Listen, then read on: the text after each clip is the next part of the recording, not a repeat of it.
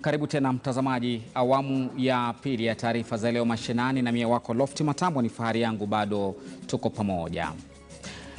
Wakazi wa Nyeri wametahadharishwa kuhusu ongezeko la maambukizi ya virusi vya korona, huku wenyeji wakitakiwa kudumisha kanuni za kuzuia maambukizi. Mmoja wa waathiriwa wa hivi punde wa maambukizi ya virusi vya korona ni mkurugenzi wa kampuni ya usambazaji maji Nyeri Nyewasco, Peter Gishanga, anayezikwa leo baada ya kuugua ama kuaga dunia kutokana na virusi vya korona. Tujiunge na mwandishi wetu wa eneo hilo Daniel Karuki kutathmini hali ya maambukizi ya korona. Hebu sasa tujiunge naye kwa njia ya moja kwa moja.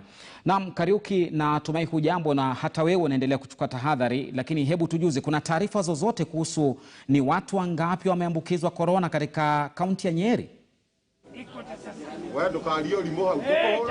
Naam, asante sana Lofty.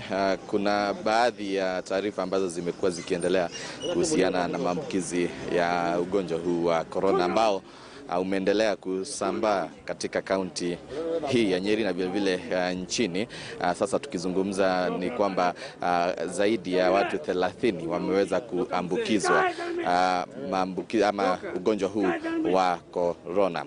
Siku ya Jumapili kulikuwa na zaidi ya watu 21 hivi ambao waliweza kuambukizwa. Vile vile hapo jana nambari zilikuwa ni kwamba watu 17 ndio waliokuwa wameweza kuambukizwa ugonjwa huu wa korona, na kama ambavyo mpata kuelezea hapo Lofty ni kwamba kwa sasa ibada ya kumwaga mkurugenzi mkuu wa Nyewasco inaendelea katika kanisa la Consolata hapa katika kaunti hii ya Nyeri. Lakini nataka kujiunga tu na kuzungumza na baadhi ya wakazi katika eneo hili la Nyeri wapate kutuelezea, je, wanaendelea kujikinga vipi, na kwa kuwa gavana vile vile Mutahi Kahiga ameweza kuwatahadharisha kuwa waangalifu, kwa sababu kaunti ya Nyeri imewekwa kama mojawapo ya kaunti ambazo nambari zinaendelea kuongezeka kila uchao. Kwa hivyo ningependa kuzungumza na baadhi yao.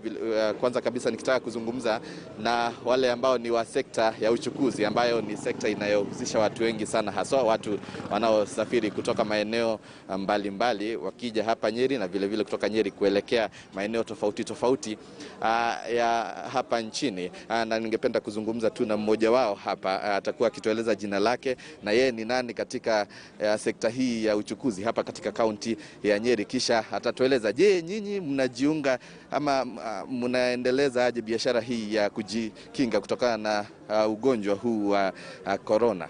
Na kwanza kabisa uanze kwa jina lako. Kwa jina langu mimi naitwa Kang'ethe. Ile kitu ya kwanza ningetaka niseme ni kuwa hapa tunasema korona iko. Hapo mbeleni tulikuwa tunasema hakuna korona, ni serikali inataka pesa. Lakini kwa wakati huu tunaona kweli korona iko. So sisi kama watu wa matatu tumekuwa tuko na tumejikinga vizuri, tumeweka mask. Ukiangalia hapa kuna maji ambao kila abiria akilipa ananawa mikono anaingia kwa gari. Kama ni kwa gari tunaweka social distance. Ukiangalia pale mbele unaona kuna maji ambao tumewekewa na governor na tunafurahia sana. Kwa sababu hii maji inatusaidia sana. So kila kitu tunajaribu tuwezavyo ili tujikinge na ugonjwa. Na kwanza kabisa ni kukatize tu. Je, haya tu ni mambo ambayo mmeweza kuweka tu yafanyike ama yanafanyika, kwamba mtu akiingia kwenye gari lazima anawe pale? Kwa sababu nimesimama hapa kwa dakika kadhaa na ninaona gari zinatoka, wanakuja kuna hapa ama kuna maeneo mengine mengi? Hapo kila sako iko na maji yake, kila mahali kuna maji. So customer ananawa kila mahali, maji ni mingi hapa.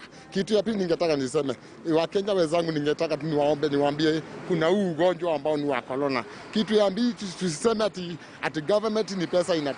Hii kitu inaua. Kitu ya tatu ningetaka niambie Wakenya, hata wakati wa Musa, wakati alitoa Israeli katika kule Misri, akawapeleka kule jangwani. Kuna ugonjwa ambao ulikuja na Musa akaambiwa, watu wakaanza kuumwa na manyoka. Ukiumwa unakufa. Lakini Musa akalilia Mungu akamwambia, enda utengeneze nyoka uweke pale juu. Yeyote atakayeangalia ile nyoka atapona. Hata wakati wa corona ni hivyo tu. Tunaambiwa na serikali kuna corona, hatuamini, wengine wetu wanataka kuamini. Wacha tuamini tupone. Asante sana. Wacha nimlete mwingine hapa, utakuwa ukitueleza wewe ni nani hapa katika eneo hili, na wale ambao wanakosa kufuata masharti mnayowapea mnawafanyia nini? Kwa majina ni Bernard Kamunge, lakini wale wamekataa masharti hatuwapatii service. Kwa hivyo ukikataa kuweka maski na ukoze kuoga, wewe tembea. Kumaanisha kwamba waelekei wanapopaswa. Amri ya rais, na hiyo tunaona labda tunaweza pona kwa kuamini ama kwa kufuatilia ile sheria ya rais. Na je, katika tumesikia kwamba vile kuna vifo kwa sasa, ibada inaendelea, mmoja wale ambao wameweza kuaga kutokana na ugonjwa huu. Wewe kama mkazi wa Nyeri ungependa kueleza vipi wakazi wa Nyeri kuhusiana na ugonjwa huu wa corona? Wakazi wa Nyeri tungetaka kusema kweli, kwa vile tumesikia MD wa Nyawasko amekufa na wale wengine tunasikia mtu fulani hivi, tungetaka kuambia sasa corona ni real. Tunaona kweli kabisa corona ipo, lakini mbeleni hatukuwa tunaamini, lakini siku ya leo kusema kweli sasa tumeamini. Na asante sana, asante. Na bila shaka mtazamaji unapata kuona kwamba kuna wale wateja ambao wanafika hapa, wengine wameweza kubeba ile wanasema ni sanitizer ambayo wanaweza kutia kwenye mikononi na kuweza kujipanga namna hiyo, ikiwa mojawapo ya njia ambayo wanatumia kujikinga kutokana na maradhi haya ya corona. Na ikiwa mpiga picha wangu angependa pengine ama angeweza tuonesha kwamba vile hapa katika eneo hili watu wanaendelea kuhakikisha kwamba wana barakoa ili waweze kujikinga kutokana na ugonjwa huo. Naam, tutakuwa nikirejesha kwake Lofty Matambo, na hivyo ndivyo hali ilivyo hapa katika kaunti ya Nyeri. Lofty. Naam, Kariuki, kabla ni kuachilie, pengine idadi jumla ya vifo katika kaunti ile ya Nyeri imefikia vingapi? Maana naona hofu imetanda pale hata kwa wale wafanyabiashara mbalimbali sokoni.